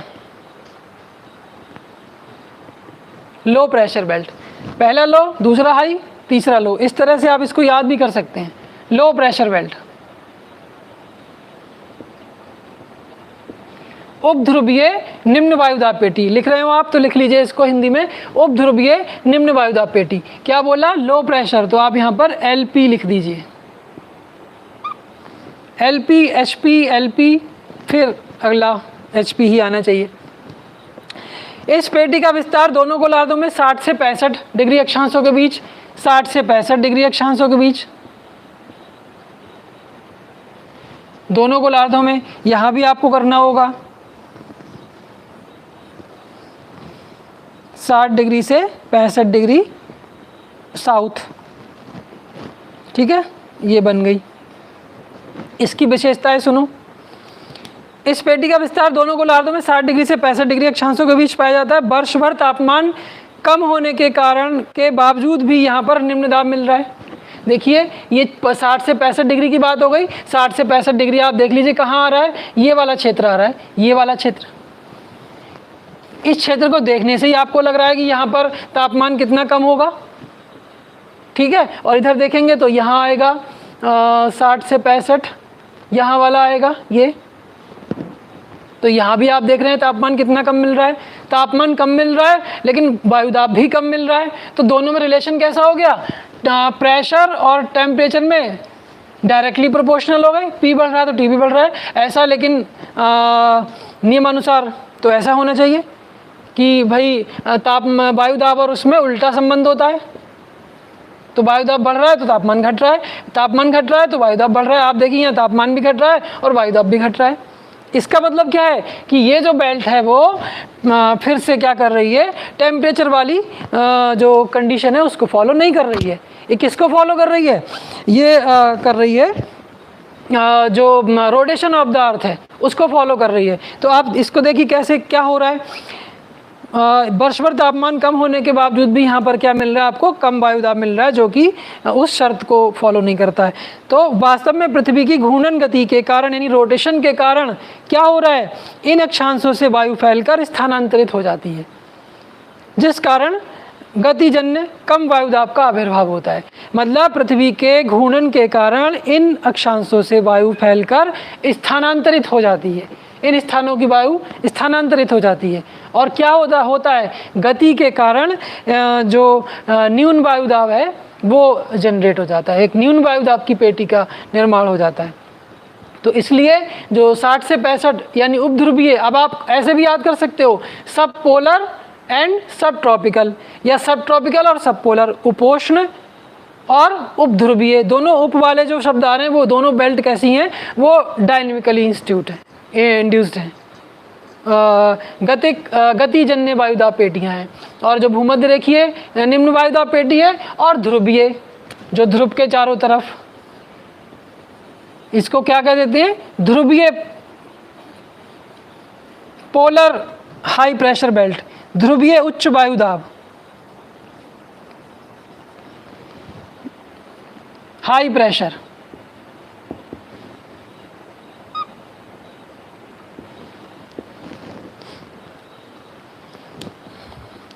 अभी हाई प्रेशर की बाद में बात करेंगे, पहले इसको कर लेते हैं कंप्लीट। तो आपने देखा कि यहाँ से वायु, इन अक्षांशों से वायु फैलकर स्थानांतरित हो जाती है और एक निम्न वायुदाब पेटी का जन्म होता है। यद्यपि इस प्रक्रिया का प्रभाव सबसे अधिक विषुवत रेखा पर होना चाहिए, क्योंकि पृथ्वी की जो गति है वो सबसे ज़्यादा कहाँ है, भूमध्य रेखा पर होती है, ठीक है। परंतु वहाँ तापमान इतना अधिक हो जाता है कि पृथ्वी के घूर्णन के कारण वायु के फैलने का जो कारक है वो कमज़ोर हो जाता है और तापमान का जो कारक है वो प्रभावी हो जाता है, इसलिए भूमध्य रेखा पर निम्न वायुदाब पेटी होती है। तो बहुत सारी हमने कॉन्सेप्चुअल बातें अभी की, उन सब बातों को आपको ध्यान रखना है और समझ के इसको करना है। तो बहुत आसान लग रहा होगा, जिनको समझ में आ रहा होगा उनको बहुत इंटरेस्ट आ रहा होगा, और बड़ा आसान भी लग रहा होगा कि बहुत आसान है, कुछ नहीं है इसमें, और जिसको ध्यान इधर उधर होगा वो नहीं समझ पाएगा फिर। तो अब आपके पास एक वो निकल के आ गया, चलिए अभी हाई प्रेशर रह गया, इसको भी कर लेते हैं। लास्ट आपकी जो बची वो ध्रुवीय उच्च वायुदाब पेटी यानी polar high pressure belt, polar high pressure belt.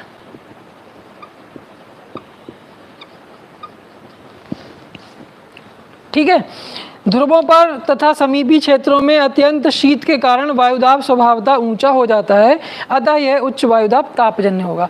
ध्रुवों में आप जानते हैं कि सब जमा रहता है, पूरे साल बर्फ जमी रहती है, तापमान तो बहुत कम होता है, और तापमान जब कम हो रहा है तो वायुदाब अधिक हो रहा है। ये हम सामान्य नियमानुसार ऐसा निकाल लेते हैं, temperature is inversely proportional to pressure. तो उस घटना से हम इसको देख रहे हैं कि तापमान कम है तो वायुदाब ज़्यादा मिल रहा है। इसका मतलब क्या हुआ कि ये जो ध्रुवीय पेटी है वो किसके प्रभाव से है, तापमान के प्रभाव से है। तो इसलिए अब हम क्या कहेंगे कि जो पोलर बेल्ट है या जो ध्रुवीय पेटी है वो कैसी है, तापजनित है, तो थर्मल इंड्यूस्ड प्रेशर बेल्ट। तो अब आपके पास निकल के आ गया इक्वेटोरियल लो प्रेशर बेल्ट और जो polar high pressure belt. Polar में दोनों कहेंगे पोल, नॉर्थ पोल भी और साउथ पोल भी, ये बात आपको ध्यान रखनी है, नॉर्थ पोल और साउथ पोल।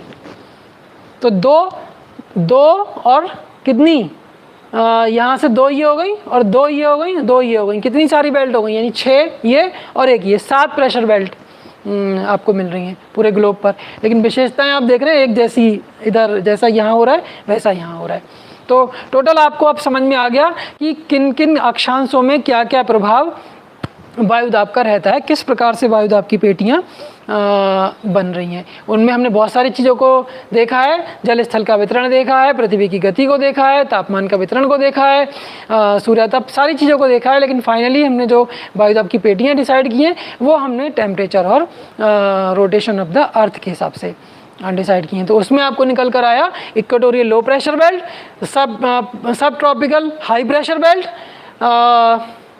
सब पोलर लो प्रेशर बेल्ट और पोलर हाई प्रेशर बेल्ट। तो यहाँ जो प्रेशर है इसको आप थोड़ा सा डार्क करके दिखाएंगे ताकि आपको पहचान रहे कि वायु दाब की क्या स्थिति है। यहाँ पर इतने हिस्से में आप ऐसे दिखा दीजिए, लो प्रेशर, हिंदी में लिख रहे हैं तो आप निम्न दाब और उच्च दाब ऐसे लिख लेंगे। यहाँ भी थोड़ा डार्क कर दीजिए ताकि आपको दिखाई देता रहे, और यहाँ भी आप इसको मिटा दीजिए, आप सिर्फ लो प्रेशर लिख दीजिए, लो प्रेशर। ठीक है, लो हाई, इस तरह से सीक्वेंस बन रहा है, लो और हाई। ठीक है, अब बात आती है वायु दाब की पेटियों में खिसकाव की बात अभी हमने की थी। ग्लोब पर वायु दाब की पेटियों का जो आदर्श वितरण प्रस्तुत किया गया है, परंतु यह स्थिति वर्ष भर एक जैसी नहीं रहती। क्यों नहीं रहती भाई? ये हमने कब माना है? ये हमने माना है आदर्श स्थिति कब? 21 मार्च और 23 सितंबर वाली घटना को, यानी जब इक्विनॉक्स हो रहा है, भूमध्य रेखा पर पूरे ग्लोब पर दिन और रात बराबर हो रहे हैं, उस स्थिति में हमने ये देखा है। लेकिन खिसकाव कब होगा? जब सूर्य की उत्तरायण स्थिति होगी या सूर्य की दक्षिणायन स्थिति होगी, तो ये पेटियों में खिसकाव हो जाएगा। ये हिस्सा अगर उत्तरायण है तो इधर उठ के पहुंच जाएगा, यानी 0 से 10 डिग्री तक इसका विस्तार हो जाएगा, और जब दक्षिणायन है तो 0 से 10 डिग्री का विस्तार इधर हो जाएगा, यानी ये जो यहाँ का 5 है वो इधर, ये जो यहाँ का 5 है वो इधर। इस तरह से 5-5 डिग्री का खिसकाव इनमें उत्तर और दक्षिण दिशा में हो जाता है। जब उत्तरायण की स्थिति है तो उत्तर दिशा में 5 डिग्री, पोल तो अपनी जगह रहेगा, बाकी की चीज़ें खिसकती चली जाएंगी उत्तर की ओर, और जब दक्षिणायन है तो बाकी की चीज़ें खिसकती चली जाएंगी दक्षिण की ओर। ये वायु दाब की पेटियों का खिसकाव रहता है। दूसरा ये है कि जैसे दिन में तापमान और वायु दाब की स्थिति को देखते हैं तो दिन में टेम्परेचर मैक्सिमम कब हो रहा है? जिस टेम्परेचर जिस समय मैक्सिमम हो रहा है उस समय प्रेशर मिनिमम होगा, स्थल और जल का प्रभाव उसमें होगा। ठीक, अब रात में किसकी स्थिति विपरीत हो जाएगी? जैसा स्थल पर जो दिन में स्थिति है उसके विपरीत रात में हो जाएगी, जल पे दिन में जो स्थिति है उसके विपरीत रात में हो जाएगी। जल समीर चल रही है, स्थल समीर चल रही है, वो दिन रात में स्थितियाँ बदल जाती हैं। तो ये सारी चीज़ें जो हैं वो क्या करती हैं? प्रेशर बेल्ट में खिसकाव का कारण होती हैं, यानी उसमें आप शिफ्टिंग दिखा सकते हैं, परिवर्तन उनमें कैसे हो रहा है। समदाब रेखाएं प्राय अक्षांश रेखाओं के समानांतर चलती हैं, ये चीज़ मैं आपको बता ही चुका हूँ। बस प्रेशर बेल्ट का था कि खिसकाव कैसे हो रहा है, तो आपको स्पेशली यही ध्यान देना है कि जो उत्तरायण की स्थिति में क्या हो रहा है और दक्षिणायन की स्थिति में क्या हो रहा है, इस बात पे आपको विशेष ध्यान रखना है।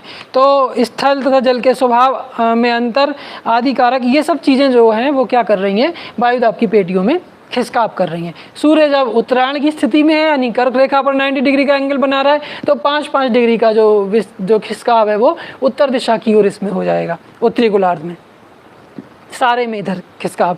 और जब हम बात कर रहे हैं दक्षिणायन की, तो वो सारी पेटियों खिसकाव दक्षिण दिशा की तरफ हो जाएगा। ये चीज़ आपको थोड़ा ध्यान देनी है कि वायु दाब की जो पेटियां हैं उनमें परिवर्तन कैसे हो रहा है, खिसकाव उनका शिफ्टिंग है जो वो कैसे हो रही है। अब ये तो हम लोगों ने डिसाइड कर लिया प्रेशर बेल्ट के बारे में, वायु दाब की पेटियों का निर्धारण। अब आप देखिए आपके सामने दोनों चीज़ें रखी हुई हैं, ग्लोब रखा हुआ है और मैप रखा हुआ है। ये वाले ग्लोब से यहाँ पर कंपेयर कर सकते हैं इक्वेटोरियल पार्ट। देखिए जो तरीके होते हैं वो क्या है, आपने ग्लोब बना लिया, ग्लोब में आपको अक्षांशीय स्थिति का एक अनुमान लग गया। अब इस ग्लोब को आप मैप में, मतलब ग्लोब से मतलब मेरा ये है कि यहाँ पर आपने वर्ल्ड का मैप नहीं बनाया हुआ है, ठीक है। यहाँ पर आपने साधारण एक बॉल जैसी बना ली और ये बेल्ट बना दी। अब इन बेल्ट को आप इस मैप पे ले आइए, मतलब जहाँ वर्ल्ड का मैप बना हुआ है, फिर आपको समझ में आएगा कि 0 डिग्री से 5 डिग्री जो हम बात कर रहे हैं वो यहाँ से बेल्ट जा रही है, तो उसमें कौन सा हिस्सा होगा, वर्ल्ड के कौन कौन से जो क्षेत्र हैं इसमें संसार के, वो इसमें आएंगे। 30 से 35 में आएंगे, 60 से 65 में आएंगे और ध्रुवीय क्षेत्रों में आएंगे। आपको अपने आप पहचान पड़ जाएगी किस भाग में तापमान और वायु दाब की स्थितियाँ क्या बन रही हैं, कहाँ मरुस्थल मिल रहा है, ये सब चीज़ें एकदम यहाँ क्लियर हो जाएंगी। तो इस वाले जो ये मैंने आपको डायग्राम बनाया, इस डायग्राम को आप मैप में बनाएंगे, यानी वर्ड जो ये फिगर बना के या इसका मैप बना के उस पर इसको रखेंगे। तो equatorial low pressure belt, high pressure belt, लो प्रेशर बेल्ट, हाई प्रेशर, सारी बेल्ट आ जाएंगी। पूरा जो वर्ल्ड जो रीजन है वो इसके अंदर डिवाइड हो जाएंगी। तो चीज़ों को आपको बहुत पास से देखने का मौका मिलेगा कि ये 5 से 5 डिग्री उत्तर और दक्षिण वाली बेल्ट जो इक्वेटोरियल बेल्ट है उसमें संसार के कौन कौन से हिस्से आ रहे हैं। ठीक है, ये इन तरीक़ों से अगर आप पढ़ते हैं तो आपकी रीजनल स्टडी पे बेस्ड पढ़ाई है ना ये, तो रीजनल स्टडी भी स्ट्रांग हो रही है, कौन से रीजन में क्या घटना हो रही है, और टॉपिक तो आपका क्लियर हो ही रहा है। इस तरीके से आपको पढ़ना है। तो हमारा आधा पोर्शन अभी हो गया कंप्लीट, आधा अभी बचा है। आधा क्या बचा है, एयर सर्कुलेशन की बात करेंगे।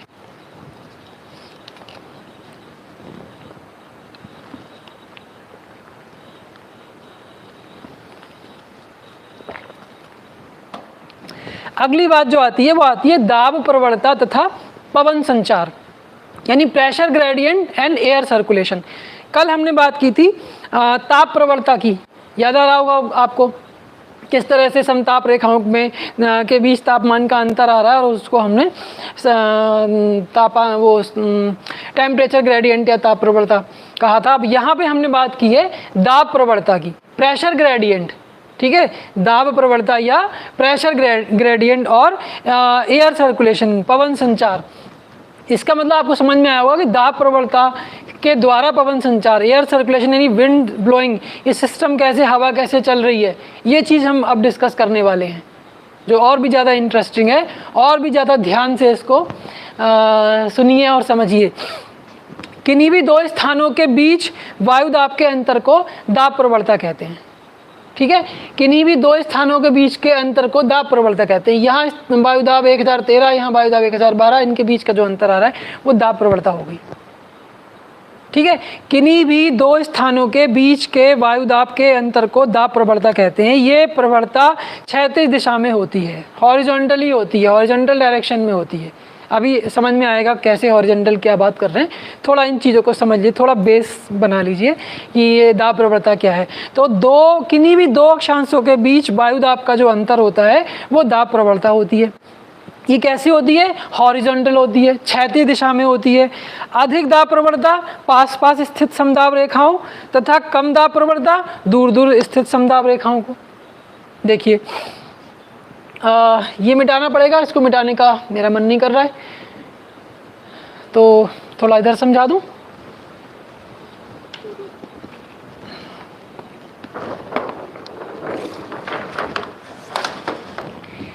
देखिए हम बात कर रहे हैं दाब प्रवणता और पवन संचार की।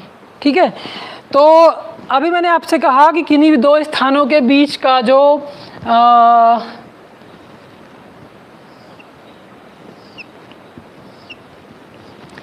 किन्हीं भी दो स्थानों के बीच का जो वायुदाब का अंतर है वो क्या कहलाता है, दाब प्रवणता कहलाता है। ये क्षैतिज दाब प्रवणता, ये प्रवणता क्षैतिज दिशा में होती है। अधिक दाब प्रवणता पास पास स्थित समदाब रेखाओं तथा कम दाब प्रवणता दूर दूर स्थित समदाब रेखाओं को प्रदर्शित करती है। देखिए अगर दाब कोई भी स्थान, मान लीजिए हमारे पास कोई स्थान है ये, और इस स्थान में मैं बहुत पास पास मैंने समदाब रेखाएं खींच दी। इसका मतलब क्या है कि इन सभी का जो दाब है वो अलग अलग होगा।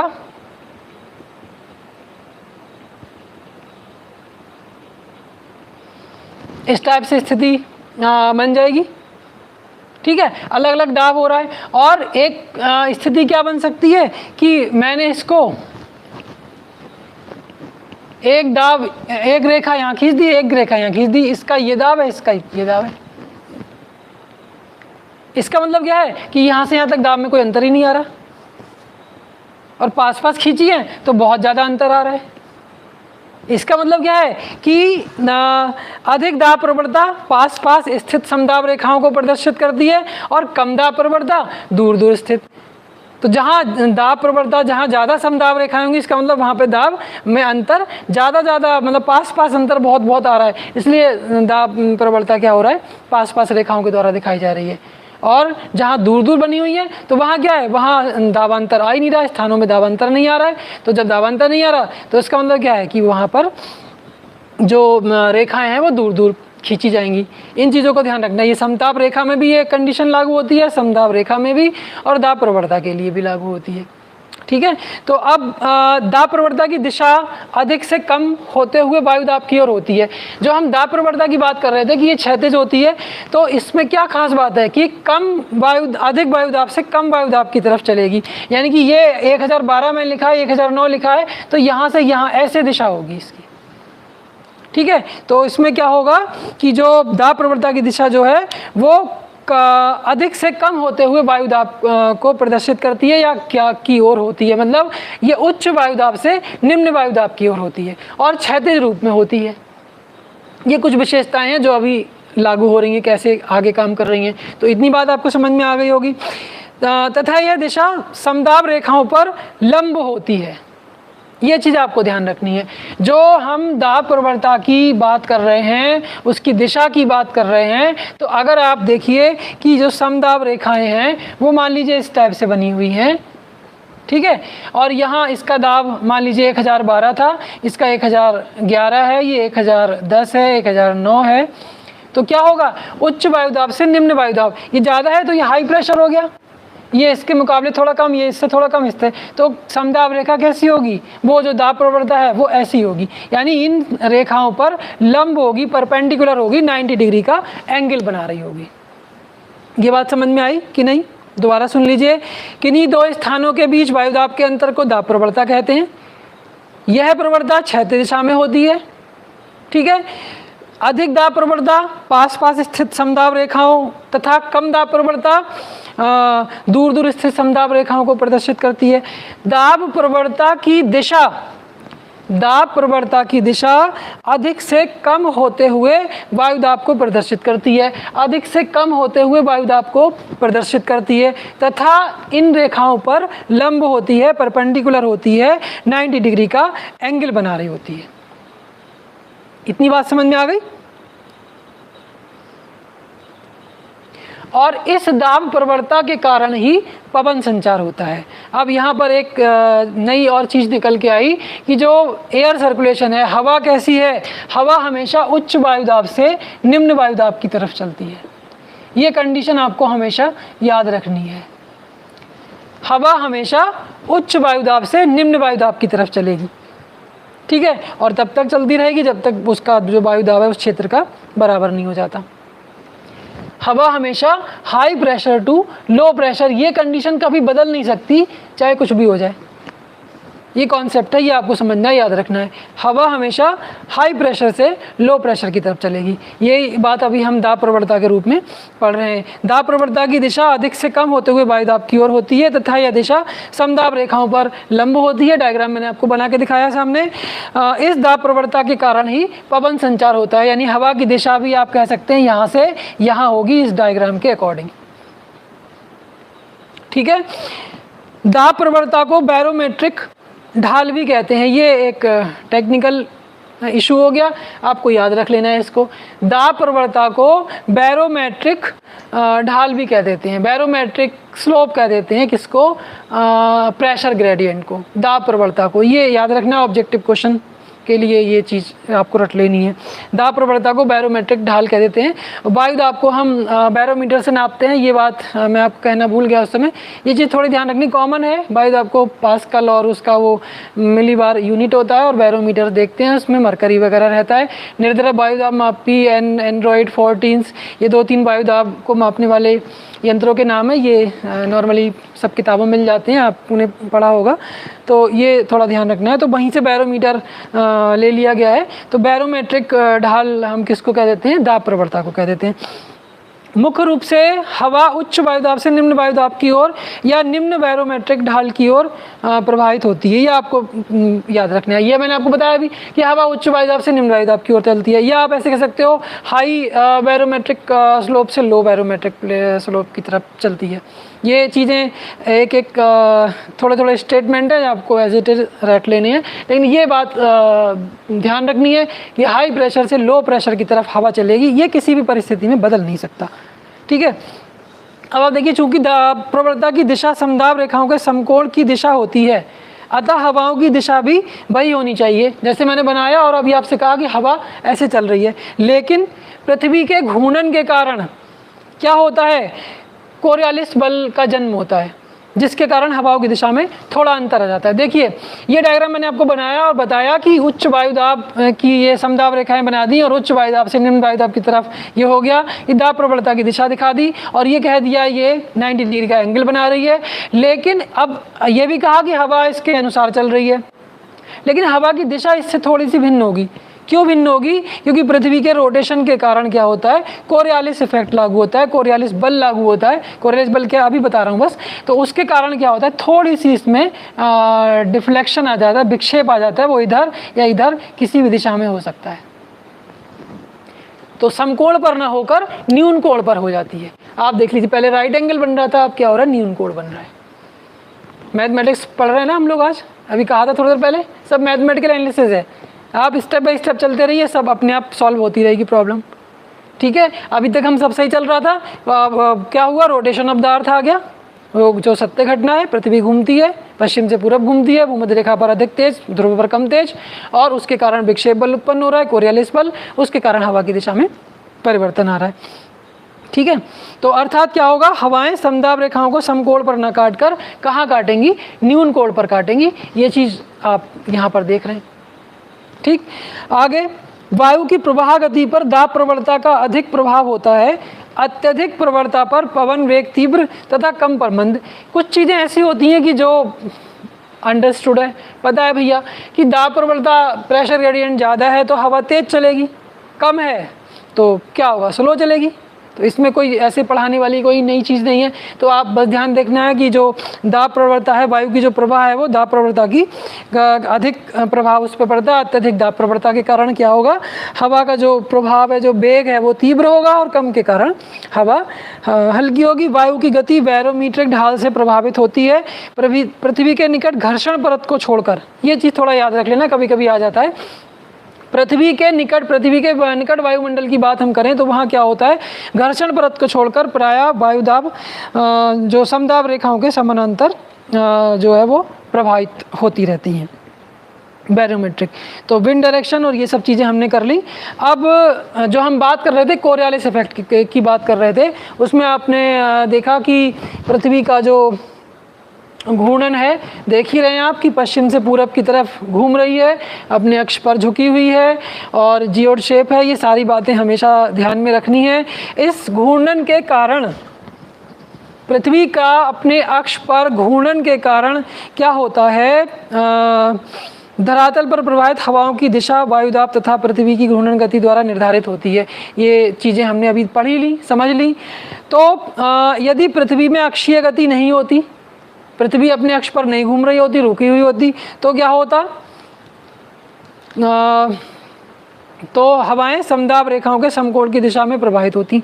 परंतु पृथ्वी की अक्षीय गति के कारण हवाओं की दिशाओं में विक्षेप हो जाता है। ये बात हम अभी पढ़ रहे थे कि अगर नॉर्मल कंडीशन में परपेंडिकुलर जा रही हैं वो, और जब रोटेशन के कारण एक विक्षेप बल उत्पन्न हो रहा है, डिफ्लेक्शन फोर्स, एक डिफ्लेक्शन, एक विक्षेप, डिफ्लेक्शन, एक डिस्टर्बेंस वो क्रिएट हो रहा है, उसके कारण क्या हो रहा है, हवाओं की दिशा में परिवर्तन हो रहा है। तो उसको हम क्या कह देते हैं, विक्षेप बल, या कुछ समय बाद इसको कोरियोलिस जी ने स्टडी किया था, तो जी कोरियोलिस एक नाम है, उस कोरियोलिस के नाम पे हम क्या कह देते हैं कि ये कोरियोलिस बल है। ठीक है, वो वास्तव में होता क्या है, एक विक्षेप बल होता है, एक डिफ्लेक्शन होता है। ठीक है, तो उसके कारण क्या होता है, हवाओं की दिशा में परिवर्तन हो जाता है।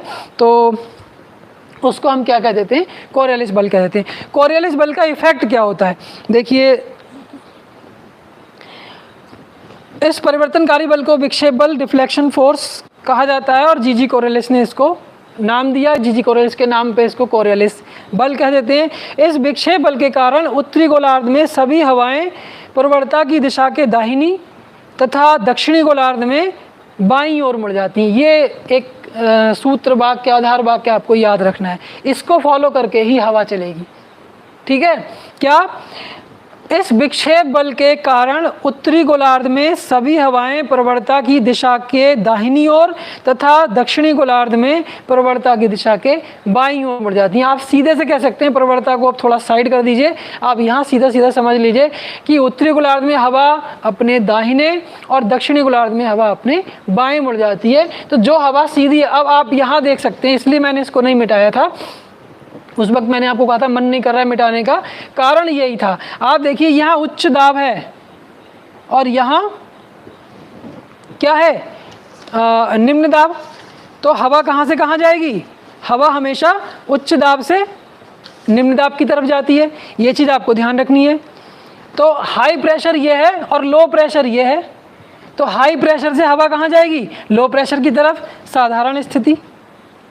लेकिन रोटेशन ऑफ द अर्थ, लेकिन डिफ्लेक्शन फोर्स, लेकिन कोरियोलिस फोर्स, कंडीशन आ गई ना। तो कोरियोलिस फोर्स के कारण क्या हो रहा है, इसमें जो प्रवणता की दिशा तो यही बनी। अब आप देखिए, प्रवणता की दिशा कह दो या हवा की दिशा कह दो, हवा की दिशा में भी यही होता है, वो जिस दिशा से जिस दिशा की ओर जा रही है वो उसकी दिशा मानी जाती है। यहाँ से यहाँ उत्तर से दक्षिण, या देखिए उत्तर है, ये दक्षिण है, तो इसको आप उत्तर से आने वाली हवा कहेंगे। तो अब आप देखिए कि ये हवा जा रही है, तो अब इसको आप ऐसे ना करके खुद को हवा मान लीजिए, और जहाँ खड़े हो रहे हैं आप देखिए, आपके सामने मैं खड़ा हूँ और मैं हवा हूँ, और उत्तर से देखिए ये जो डायग्राम एरो बनाया था, ये एरो इसके अकॉर्डिंग देखिए, और मेरा दाहिना ये पड़ेगा। तो आप देखिए कहाँ मुड़ेगी, ये यहाँ मुड़ गई।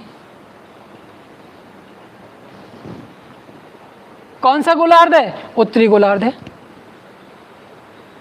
ठीक, तो सारी हवाएं जो यहाँ से, क्योंकि हवा का जन्म कहाँ हो रहा है, high pressure to low pressure, तो यहाँ की हवा कहाँ जाएगी, high pressure to low pressure. तो लो प्रेशर की तरफ हवा सारी ऐसी जाएगी, जाना था सीधा, ठीक है, लेकिन सीधी नहीं जा रही है। क्यों नहीं जा रही है, डिफ्लेक्शन फोर्स, कोरियोलिस फोर्स।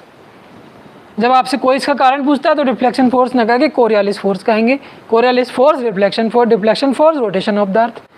बात कहाँ से निकली, रोटेशन ऑफ द अर्थ से, खत्म कहाँ पे होगी, कोरियोलिस पे। और कहाँ खत्म हो गई, अपने दाहिने और अपने बाएं।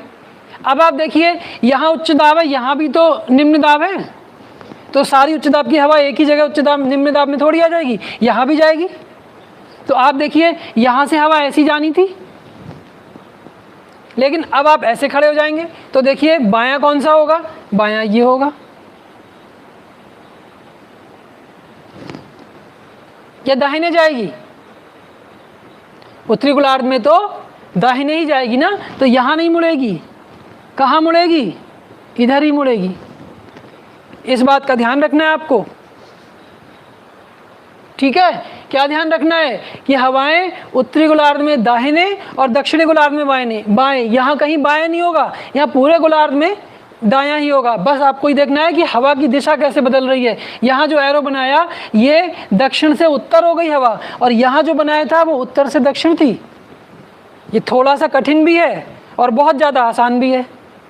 थोड़ा सा कठिन तब है जब आप ध्यान से नहीं सुन रहे हैं और नहीं समझ रहे हैं, और आसान कब है, जब आपका पूरा ध्यान यहाँ है। तो इससे ज़्यादा आसान कुछ है नहीं। अब आप हवाओं को चला रहे हैं, अब आप देखिए इतने शक्तिशाली हो गए कि आप हवाओं को चला सकते हैं। कैसे चला रहे हैं, high pressure to low pressure. आपको पूरे ग्लोब पे प्रेशर बेल्ट भी पता है। प्रेशर बेल्ट आपने देखा, लो प्रेशर इक्वेटोरियल, या हाई प्रेशर सब ट्रॉपिकल, यहाँ लो प्रेशर सब पोलर, और यहाँ हाई प्रेशर पोलर। तो जो जो उच्च दाब की हवाएं हैं वो सब निम्न दाब की तरफ चलेंगी। तो ये कंडीशन आपको ध्यान देनी होगी। तो यहाँ पर ये एरो मैंने जानबूझ कर नहीं मिटाया, आपको समझाने के लिए। किताब वालों ने सारे ऐसे बना दिए, मैंने जानबूझ कर बनाया है ताकि आप समझ सकें कि जो समदाब रेखाएं हैं या जो प्रेशर का एरिया है वहाँ पर उच्च और निम्न दाब या हाई और लो प्रेशर बन रहा है, तो हवा की दिशा कैसी होनी चाहिए और उसमें क्या चेंज आ रहा है। तो ये होनी चाहिए सीधी, लेकिन rotation of the earth, deflection force, Coriolis force, इस कारण क्या हो रहा है, उसमें चेंज आ रहा है, और वो चेंज उत्तरी गोलार्ध में दाहिने और दक्षिणी गोलार्ध में अपने बाएं मुड़ जाती है। तो यहाँ आप देखेंगे, यहाँ उच्च दाब की जो हवा है वो कैसी है, इसको इधर जा रही है तो अपने बाएं मुड़ेगी, ऐसे मुड़ जाएगी।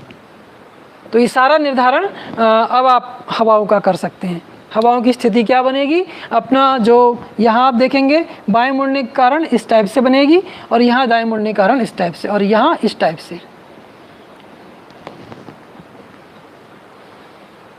दूसरा, यहाँ वाली हाई प्रेशर की हवा ये भी इधर जाएगी लो प्रेशर की तरफ, तो ये भी कैसी हो जाएगी, इस टाइप से मुड़ जाएगी।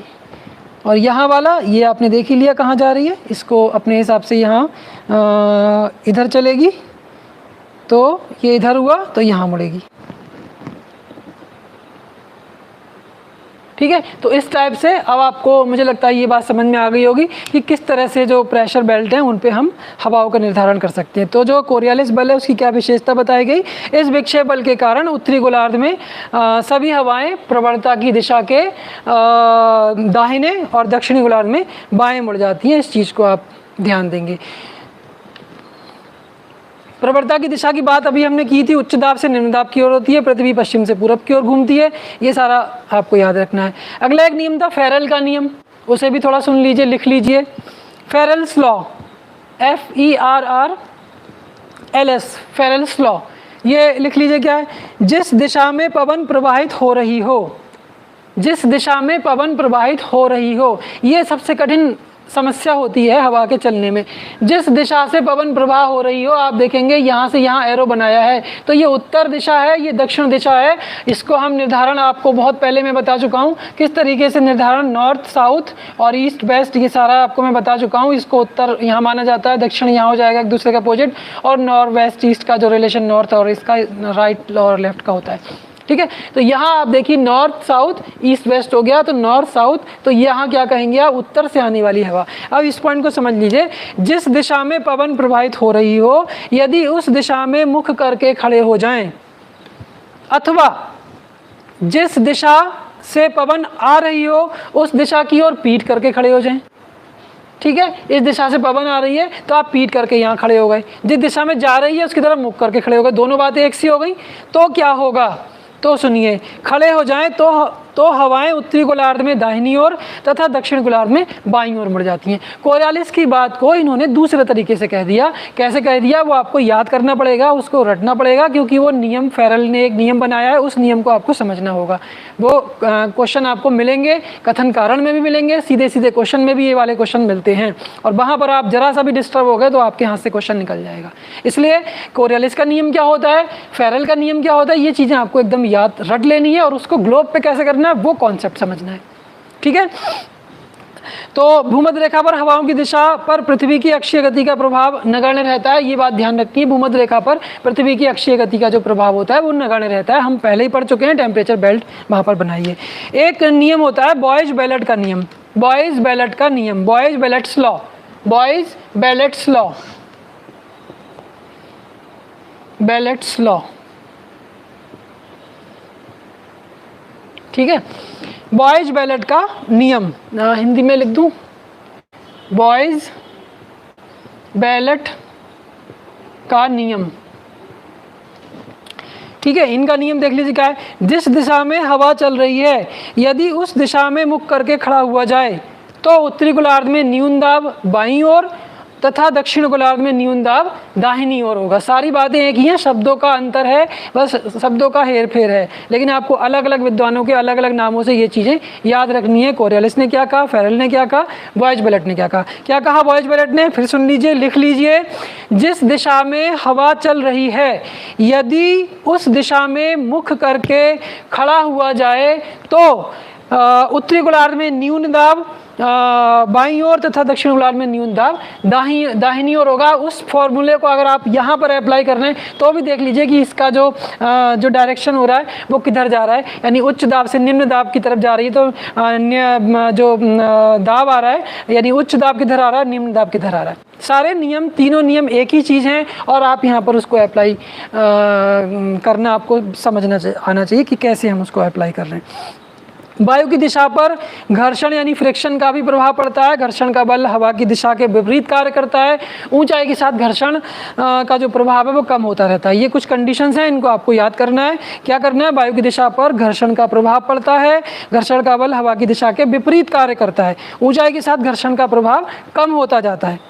ठीक है, हवा की सामान्य दिशा वह होती है जिधर से हवा आ रही है। ये कुछ बातें थी, मैं आपको सारा बता चुका। एक चीज़ और सुन लीजिए, धरातल का वह ढाल जिस ओर को पवन चलती है, यानी धरातल के ढाल की बात करें, पर्वतीय ढालों की बात करें, कई बार अभी ऐसे शब्द आपको मिलेंगे सुनने, कोई पर्वत का ढाल की बात करें, ये एक ढाल, ये एक ढाल, ये, तो उसमें आप देखेंगे धरातल का वह ढाल जिस ओर को पवन चलती है, पवन मुखी ढाल, यानी इसको आप क्या कहते हैं, विंडवार्ड स्लोप। जिस ढाल की ओर हवा चल रही है वो क्या कहलाता है, विंडवार्ड स्लोप। और जिस पवन मुखी ढाल, और उसके विपरीत अगर चलती है तो उसको पवन विमुखी ढाल या उसको लीवार्ड स्लोप कह देते हैं। ठीक है, तो यहाँ तक देखिए हमने ये एटमॉस्फेरिक प्रेशर और ये सारी चीज़ें पढ़ ली और हवाओं को का चलना देखा कि हवाएं कैसे चलती हैं। तो अब आप थोड़े से शक्तिशाली हो गए, आपको पता चल गया हवाएं कैसे चलानी है।